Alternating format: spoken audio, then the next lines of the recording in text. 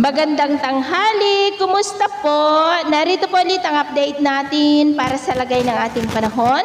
Ngayong tanghali po ng July 22, 2025. Sa ngayon po ay apat na sama ng panahon ang kasalukuyan na nandito po sa may West Pacific, isang bagyo at tatlong low pressure areas. Ang dalawang LPA na nandito po sa loob ng Philippine Area of Responsibility, base po sa pinapakita na ilang mga weather models ay magiging isa po ang sirkulasyon ng 97 at 99W at saka po lalakas na bagyo ngayong gabi hanggang bukas o kaya naman ay kikilos ang isa patungo sa may West Philippine Sea at pareho na maging bagyo bago mag-weekend na patuloy po na hahatak at magpapalakas ng habagat.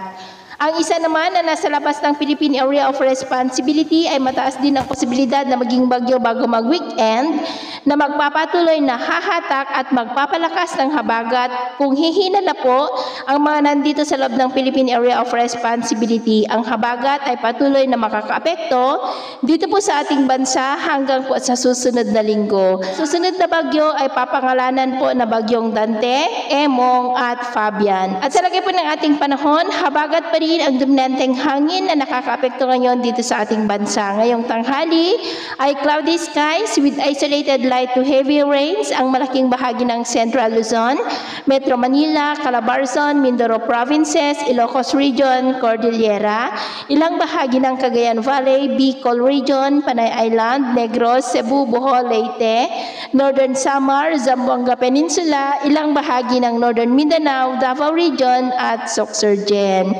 At sa susunod po ng mga oras, mas maulap na ang kalangitan with isolated light to heavy rain sa mas malaking bahagi ng Luzon, Panay Island, Bacolod, Northern Cebu, Bohol, ilang bahagi ng Leyte, Northern Samar, Northern Mindanao, Davao Region, Caraga, Sorsogon.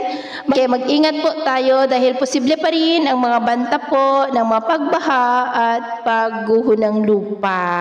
Sa atin naman pong mga baybayin, dahil po sa habagat ay maalon ngayon sa kanlurang baybayin ng Luzon, maging po sa mga baybayin ng Batanes at Babuyan Islands, ng mga alon dyan ay posible po na aabot hanggang sa 2.1 to 3 meters height. Kaya hanggat maaari po, ay iwasan na muna natin ang papalaot dyan sa mga may kulay pula para mas makaiwas sa mga sakunang pangkaragatan. So, yun po ang latest update natin sa araw na ito. Ako po muli si James na nagsasabing sa kahit na pagsubok po na darating sa ating buhay, huwag na huwag po tayong mawawalan ng pag-asa. Thank you and God bless!